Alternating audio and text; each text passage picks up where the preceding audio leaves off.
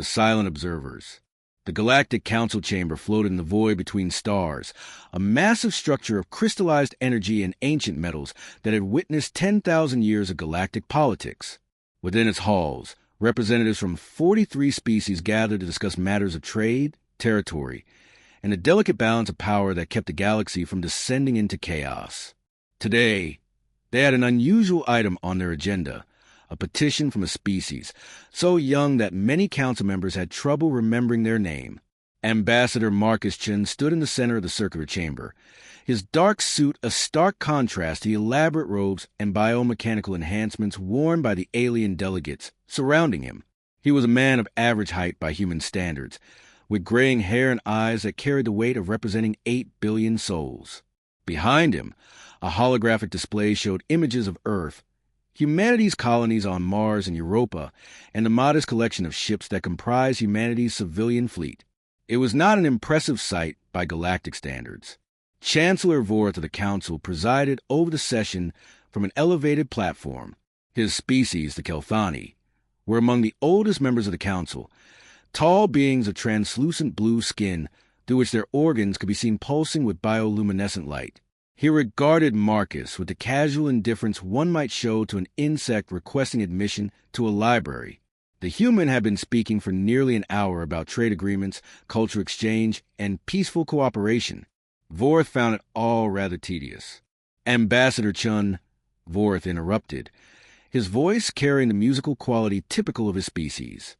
Your presentation has been most thorough. However, the Council must consider practical realities.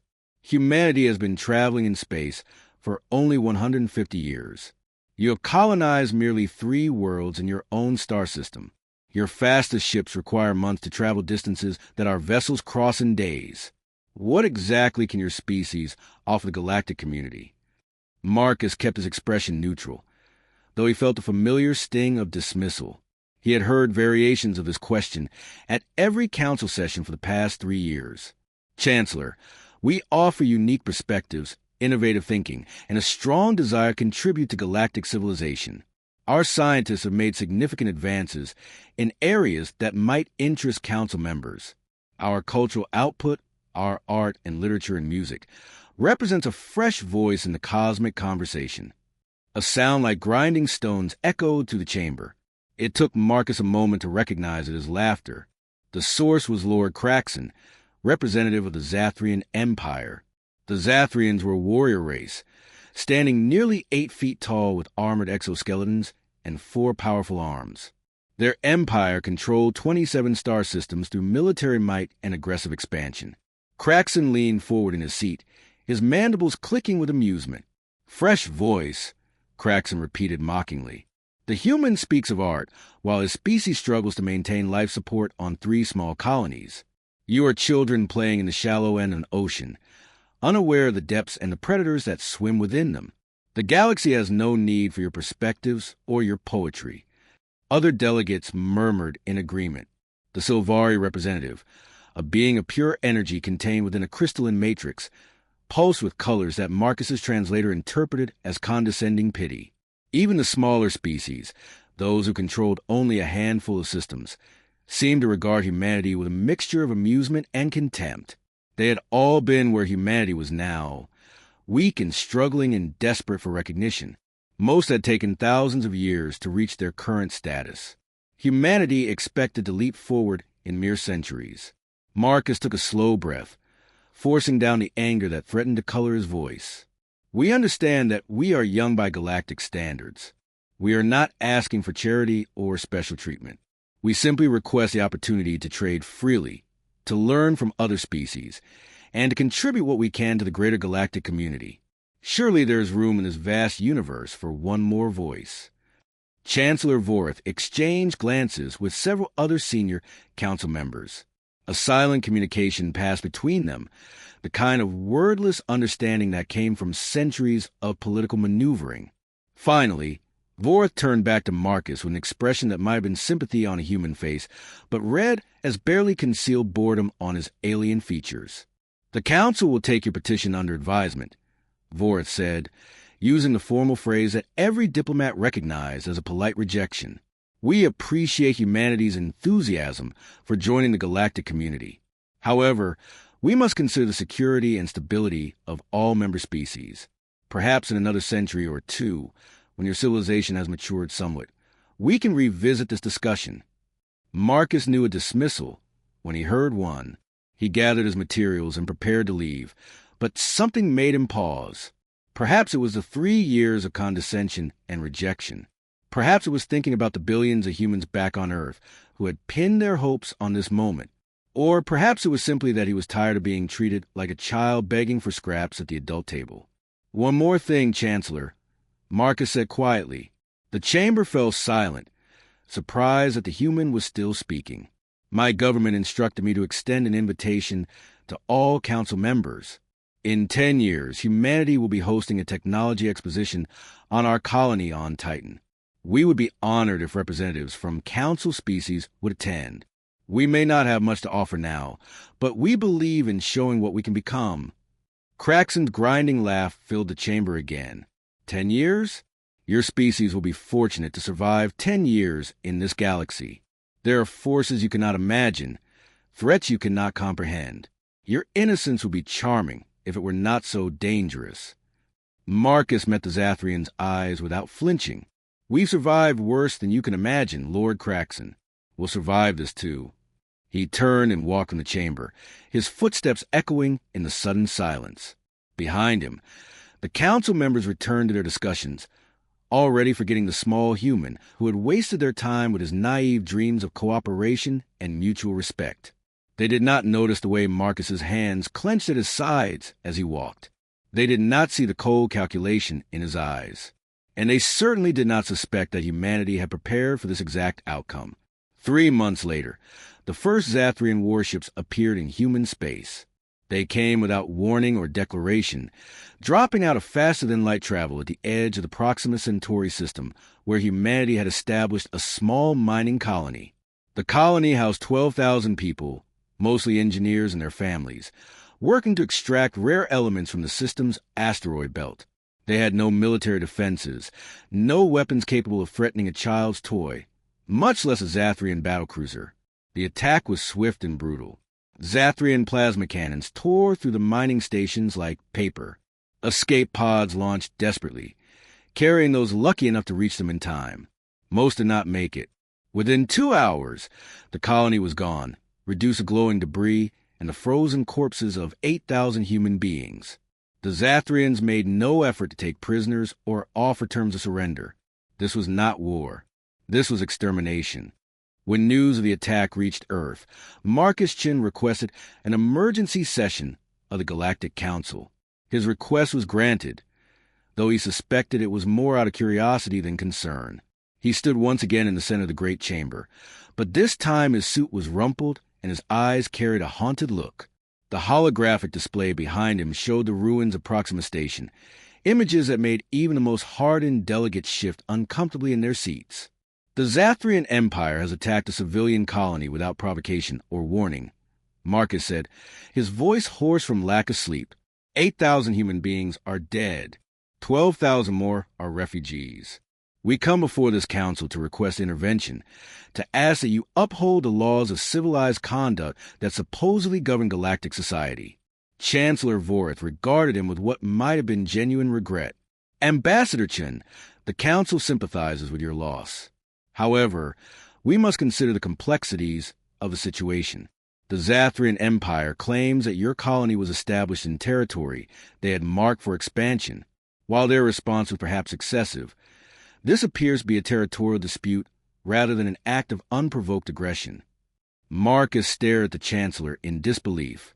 A territorial dispute? They murdered 8,000 civilians without warning. There was no dispute. There was no negotiation. They simply arrived and began killing. Lord Craxon rose from his seat, his armored form seeming to fill the chamber. "The human exaggerates. We issued standard warnings that went unheeded. Your colonists refused to evacuate territory that belongs to the Zathrian Empire by right of prior claim. We acted within our rights to defend our interests." "Prior claim?" Marcus's voice rose despite his efforts to remain calm. "Humanity has maintained that colony for 15 years. Your so-called claim was filed 6 months ago, after we had already established our presence there. Time moves differently for species that have existed for thousands of years, Craxon replied with his grinding laugh. What is 15 years against eternal rights of empire? Your species is young and does not understand these matters. Perhaps this unfortunate incident will serve as a lesson in galactic realities. Marcus turned to address the entire council, his hands spread in supplication. Please, we are not asking you to declare war on our behalf. We simply ask that you enforce your own laws. The Council Charter specifically prohibits attacks on civilian populations. It demands that territorial disputes be resolved through negotiation. We are asking you to be what you claim to be, a force for order and justice in the galaxy. Silence filled the chamber as the council members considered his words. For a moment, Marcus allowed himself to hope. Then Chancellor Vora spoke, and that hope died. The council finds that while the Zathrian response was regrettable, it does not warrant intervention. This matter falls under the category of a minor dispute between species. We recommend that humanity and the Zathrian Empire enter into negotiations to resolve their territorial differences. The Council will be happy to provide mediators if both parties request such assistance. Marcus felt something break inside him, some fundamental belief in justice and fairness that had carried him through 3 years of thankless diplomacy. He looked around the chamber at the 43 species represented there, searching for any sign of support or sympathy. He found none. They looked away, examined their data tablets, or simply regarded him with the same indifference they might show to an unpleasant smell. I see, Marcus said quietly. So this is galactic justice. The strong do as they will, and the weak suffer what they must. 8,000 dead humans mean nothing to you, because we cannot threaten you or benefit you. We are beneath your notice, beneath your protection, beneath your most basic standards of civilized conduct. Chancellor Vortha's expression remained neutral. Ambassador Chin, I understand you are upset. However, the Council must make decisions based on practical considerations. Humanity is a young species learning to navigate a complex galaxy. This is a difficult lesson, but a necessary one. You must learn that the universe does not conform to your ideals of fairness and justice. It simply is. Marcus gathered his materials for the last time. He looked at each council member in turn, memorizing their faces and forms. When he spoke again, his voice was soft but carried clearly through the chamber's acoustic enhancement systems. You're right, Chancellor. The universe simply is. And so are we. My government instructed me to deliver a final message if the council chose not to intervene. He paused, meeting Craxon's eyes. Humanity respectfully declines your offer of mediation. We will handle this matter ourselves. And when we do, when the galaxy sees what we truly are, remember that you had the chance to prevent what comes next. Remember that we asked for justice before we took it. He walked from the chamber one final time. Behind him, Lord Craxon's laughter echoed off the ancient walls, a sound of supreme confidence in Zathrian superiority. The other council members returned to their regular business, putting the matter of humanity out of their minds. It was, after all, just another minor species learning its place in the galactic order. None of them noticed the small smile that touched Marcus Chen's lips as he boarded his shuttle. None of them understood that humanity's plea for help had been genuine but expected to fail.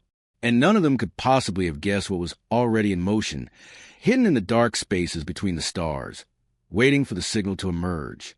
The signal that Marcus Chun sent the moment his shuttle cleared the council station. Far from the council chambers, in shipyards hidden within asteroid fields and orbital facilities disguised as research stations, thousands of vessels began to wake. Systems powered up for the first time, weapons tested their targeting arrays, and crew members took their positions at stations they had trained for but never expected to use. Humanity had spent 150 years in space, but they had not been idle years. They had been years of preparation, of learning from a bloody history, and of building defenses against a hostile universe. The galaxy was about to learn what 8 billion humans could accomplish when they stopped asking for permission and started taking what they needed. The Zathrian Empire had started a war they thought would be a simple extermination. They were about to discover that humanity had been preparing for war since before they left Earth. This was not going to be a territorial dispute or a minor conflict that the Council could ignore. This was going to be a lesson in what happens when you mistake patience for weakness and silence for surrender. The galaxy had dismissed humanity as insignificant children playing at civilization. They were about to meet humanity's true face, and it was the face of a species that fought and killed and survived for 200,000 years before ever reaching the stars. The day the stars trembled. 6 weeks after the Proxima Centauri massacre, Lord Craxon stood on the bridge of his flagship, the Eternal Dominion, and watched human space burn. His fleet of 47 warships had swept through the outer colonies like a storm through paper houses. The second human settlement at Ross 128 had fallen in 3 hours. The third at Wolf 359 had lasted barely longer. Now his forces approached the Sol system itself, the cradle of humanity, and Craxon anticipated the greatest victory of his long military career. Status of human defenses? He asked his tactical officer, a younger Zathrian named Vex who had distinguished himself in previous campaigns against primitive species.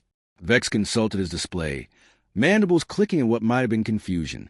Lord Craxon, sensors detect minimal defensive presence. We count approximately 20 vessels in orbit around the third planet, Earth. They appear to be civilian transports that have been hastily armed with primitive weapons. There are also planetary defense platforms, but they are broadcasting outdated identification codes. Intelligence suggests they are at least 70 years old. Craxon's grinding laugh filled the bridge. 20 ships and obsolete platforms to defend their homeworld. The humans are either braver or more foolish than I gave them credit for. Perhaps both. He turned to his communications officer. Open a channel to the human government. Let us offer them the chance to surrender. Their defiance has been amusing, but there is no point in destroying their entire species when they could serve the Empire as laborers. The communication channel opened, and a human face appeared on the view screen. Craxon recognized her as Admiral Sarah Mitchell, commander of Earth's defense forces according to their intelligence files. She was an older human female, with silver hair and eyes that reminded Craxon uncomfortably of cold steel. Something about her expression made him hesitate, though he could not have said why. "This is Admiral Mitchell of the United Earth Defense Force," she said in a voice that carried no fear or pleading. "You are in violation of human sovereign space. You have exactly one opportunity to withdraw your forces and depart our system. This is your only warning." For a moment, Craxon simply stared at the screen in disbelief. Then his laughter returned, louder than before. Around the bridge, his officers joined in, creating a cacophony of grinding amusement that rattled the ship's bulkheads. "Your only warning?" Craxon managed to say between fits of laughter. "Admiral Mitchell, I command 47 of the most advanced warships in the galaxy. Behind me stands a full might of the Zathrian Empire, which has conquered 27 star systems and subjugated a dozen species. You defend your home world with 20 outdated civilian vessels and weapons that belong in a museum. And you threaten me?" Admiral Mitchell's expression did not change. "I am not threatening you, Lord Craxon. I am informing you of the consequences of your actions. Humanity offered you peace. We asked for cooperation and received murder in return. We appealed to the Galactic Council for justice and were told to accept our fate. Very well, we accept it, but so must you accept yours." Something in her tone penetrated Craxon's amusement. He leaned forward, studying her face more carefully. "You speak with remarkable confidence for someone about to watch their world burn. Tell me, Admiral, what makes you think you can survive the next hour, much less threaten the Zathrian Empire?" "Because you made the same mistake everyone makes," Mitchell replied softly. "You assume that what you can see is all that exists. You looked at humanity's public face and thought you understood us. You saw civilian colonies and trading vessels and diplomatic missions, and you concluded we were weak. You never asked the important question. And what question is that? Why a species that fears nothing in their own solar system would spend 150 years building defensive platforms and maintaining a standing military? Why a civilization at peace would train soldiers and build weapons? Why we would prepare for war when we had no enemies?" Mitchell's cold smile widened slightly. "You never wondered what we were afraid of, Lord Craxon. You never realized that we weren't afraid of anything in space.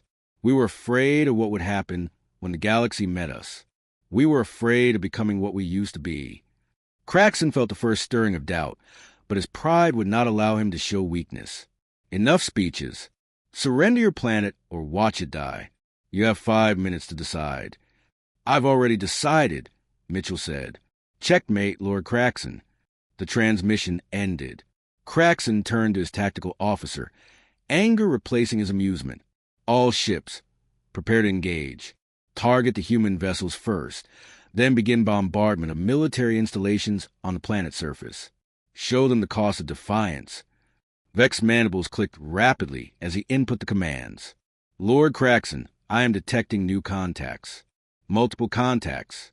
They are appearing on all vectors around our fleet. How many? Craxon demanded, striding to the tactical display. Vex's voice carried a tremor that Craxon had never heard before. Counting now, my lord. 50 contacts. 100. 200. They keep appearing. They are emerging from what appears to be complete sensor blackout. I did not know such technology existed. Craxon stared at the tactical display as red icons blossomed across the three-dimensional map like flowers in a deadly garden. Human warships, each one larger than his flagship, materialized from empty space as if reality itself was tearing open to release them. They had been there all along, invisible to Zathrian sensors, waiting in perfect ambush formation. Tactical analysis, Craxon barked, fighting to keep his voice steady. What are we facing?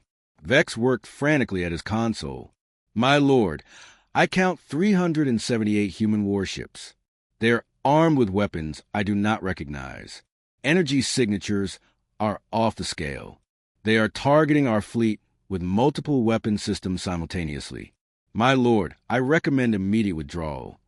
Withdrawal? Craxon's pride flared. We are the Zathrian Empire. We do not flee from prey animals. He slammed his fist on the command console. All ships, battle formation Delta. Concentrate fire on the largest human vessels. Show them what real military power looks like. The Zathrian fleet moved with practiced precision, 47 warships forming a defensive sphere and preparing to unleash their plasma cannons on the human vessels. Craxon watched his display, waiting for the satisfying sight of enemy ships exploding under Zathrian firepower. Instead, he witnessed something that would haunt him for the rest of his life, assuming he survived the next few minutes. The human ships did not maneuver defensively. They did not attempt to match the Zathrian formation or engage in the traditional dance of fleet combat. They simply opened fire, all of them simultaneously, with weapons that tore through space like the universe was screaming in pain. Railguns accelerated projectiles to a significant fraction of light speed, turning solid matter into relativistic weapons that struck with the force of nuclear bombs. Directed energy weapons carved through Zathrian shields as if they did not exist, melting armor and vaporizing entire sections of ships in seconds.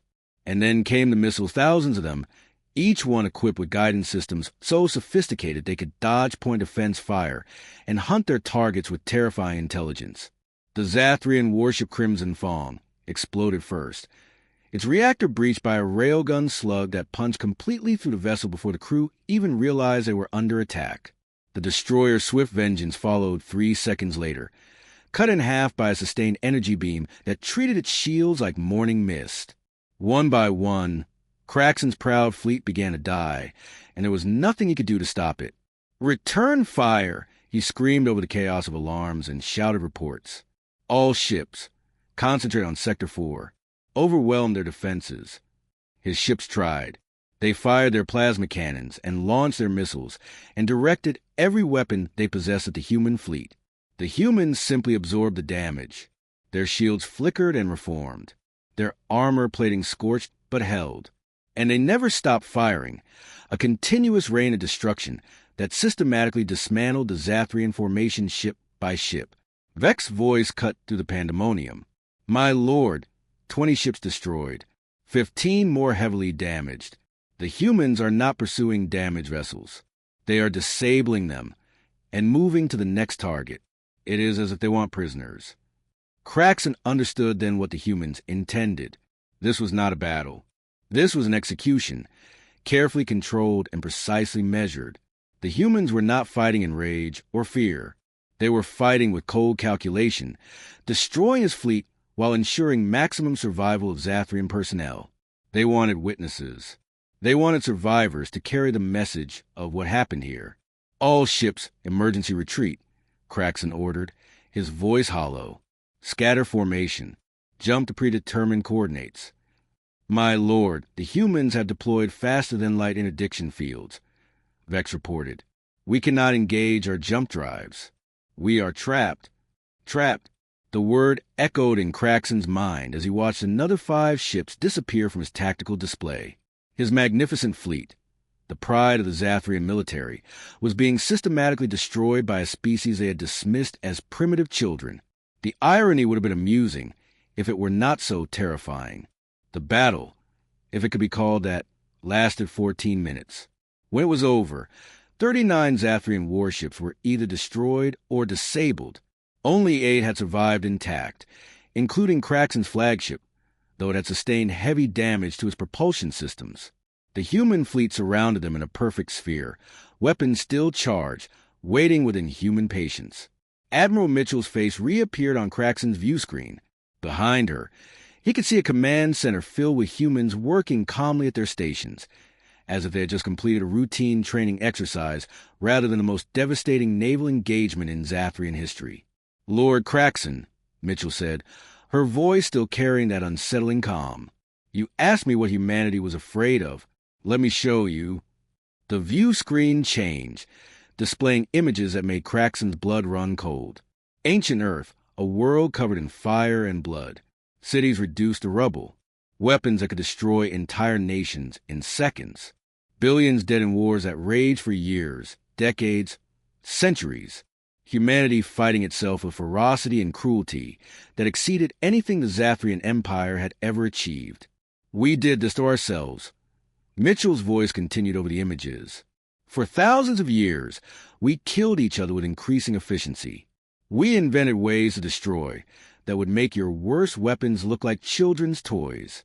We perfected the art of war until we nearly perfected ourselves out of existence. And then we stopped, not because we forgot how to fight, but because we remembered too well. We looked at what we had become and chose to be something different. The images change again, showing humanity's expansion into space. Peaceful colonies, trading vessels, diplomatic missions. The face that humanity had shown the galaxy for 150 years. We came to the stars hoping to leave that history behind, Mitchell continued. We built our civilization on principles of cooperation and peace. We approached the Galactic Council with open hands and honest intentions. We wanted to be better than we were. We tried to be the species we wished we could have been all along. The screen returned to Mitchell's face, and now Craxon could see the depth of sorrow in her eyes. But you would not let us. The galaxy looked at our peaceful nature and saw weakness. You attacked our colonies and killed our people. You taught us that the universe respects only strength, that kindness is interpreted as cowardice, that peace is seen as an invitation to predation. So we stopped pretending. We stopped trying to be something we are not. We accepted what we have always been. Mitchell leaned forward, and Craxon saw in her eyes the same cold calculation he had seen in his own mirror after countless successful campaigns against weaker species. We are a species that spent 10,000 years perfecting the art of killing. We are survivors of wars that would have destroyed any other civilization. We are the descendants of soldiers and strategists who fought with stones and sticks and still conquered an entire planet. We are humanity, Lord Craxon, and you have made the fatal mistake of reminding us what that means. Craxon found his voice, though it sounded weak even to his own ears. What do you intend to do with us? You will return to your empire, Mitchell replied. You will tell them what happened here. You will explain that the Zathrian Empire attacked humanity without provocation, and that humanity responded with overwhelming force. You will inform your government that any further attacks on human territory will be met with the complete destruction of your military capability. And you will make absolutely certain they understand that this is not a threat or a negotiation. This is a statement of fact. The Empire will never surrender to prey animals, Craxon said, though the words lacked conviction. Mitchell's cold smile returned. We are not asking the Zathrian Empire to surrender, Lord Craxon. We are informing you of the new reality. Humanity is no longer a minor species seeking acceptance from the galactic community. We are a military power capable of projecting force across multiple star systems. We have hidden our true strength for 150 years, building in secret, while showing a peaceful face to the galaxy. Now that secret is revealed, and the galaxy must decide how it wishes to proceed. She paused, and when she spoke again, her voice carried absolute certainty. Any species that attacks humanity will face what you face today. Any empire that threatens human territory will see their fleets reduced to debris. Any government that harms human civilians will watch their military burn. This is not conquest. This is not expansion. This is simply a declaration that humanity will no longer accept being prey. We are apex predators wearing the mask of peaceful herbivores, and that mask is now removed. Craxon stared at the human admiral, understanding flooding through him with sickening clarity. The Galactic Council had assumed humanity's peaceful nature was genetic, cultural, perhaps even spiritual. They had never considered that it might be a choice, a conscious decision made by a species capable of unspeakable violence. They had mistaken restraint for inability, forgetting that the most dangerous predator is not the one that attacks immediately, but the one that waits and plans and strikes only when victory is certain. You will be escorted to the edge of human space, Mitchell continued. Your damaged ships will be repaired enough to make the journey home. Your wounded will receive medical treatment. We will demonstrate the mercy you denied our colonists at Proxima Centauri, not because you deserve it, but because we choose to be better than you. But make no mistake, Lord Craxon, if you return, if any Zathrian ship enters human space again, there will be no warnings, no mercy, no survivors. Do you understand? Craxon nodded slowly, unable to form words. He understood perfectly. He understood that the Zathrian Empire had awakened something that should have remained sleeping. He understood that humanity's peaceful facade had been a gift to the galaxy, a protection against something far more dangerous. And he understood that gift had been rejected, torn apart by arrogance and stupidity and the fatal belief that strength alone determined dominance. As his damaged flagship limped away from Sol System, escorted by human warships that could have destroyed him with casual ease, Craxon thought about the message he would carry back to his empire. He thought about how his people would react, about whether they would understand the magnitude of their mistake. He thought about the thousands of Zathrian sailors who would never return home, dead because their leaders had believed the lies they told themselves about inferior species. But mostly, he thought about the images Admiral Mitchell had shown him. Ancient Earth burning. Billions of humans dead at human hands. A species that had survived its own attempts at self-destruction and emerged stronger, harder, more dangerous than anything the galaxy had previously encountered. The Zathrian Empire had not encountered a prey species learning to defend itself. They had encountered humanity, and humanity had simply been waiting for an excuse to stop pretending. Far behind Craxon's retreating fleet, the human warships that had devastated his forces began to disappear, fading back into sensitive-feeding stealth systems that had hidden them for decades. Within hours, human space appeared exactly as it had before the battle. Peaceful civilian vessels and outdated defensive platforms. But everyone who had witnessed what happened in Sol System knew the truth now. They knew that humanity had built an entire military infrastructure in secret, hidden among asteroid fields and inside seemingly innocent research stations. They knew that Earth's defense force numbered not 20 obsolete ships, but hundreds of advanced warships equipped with weapons the galaxy had never seen. And as word of the battle spread through faster-than-light communication networks, reaching the Galactic Council and every member species within days, the galaxy began to reassess its understanding of the small bipedal species that had once asked so politely for acceptance and cooperation. They began to understand what humanity had tried to tell them from the beginning. Humans feared war. They avoided violence whenever possible. They sought peace not because they were weak, but because they knew exactly what they were capable of when that peace ended. They had spent 150 years trying to be something better than their history, trying to prove that a species born in blood could choose a different path. The galaxy had not let them. The Galactic Council had dismissed their pleas for justice. The Zathrian Empire had attacked their civilians. And so humanity had made a different choice, accepting what they had always been and demonstrating to the entire galaxy the cost of waking a sleeping predator. In the council chambers, Chancellor Vorith watched recordings of the battle with growing horror. Around him, delegates from 43 species sat in shocked silence, witnessing the complete destruction of a major military power by species they considered insignificant. Lord Craxton's flagship had transmitted everything before retreating, ensuring the galaxy saw humanity's true face. "How did we miss this?" someone whispered. "How do we not know?" Vorith thought about Ambassador Marcus Chin standing in this very chamber, asking for help, warning them that humanity would handle the matter themselves.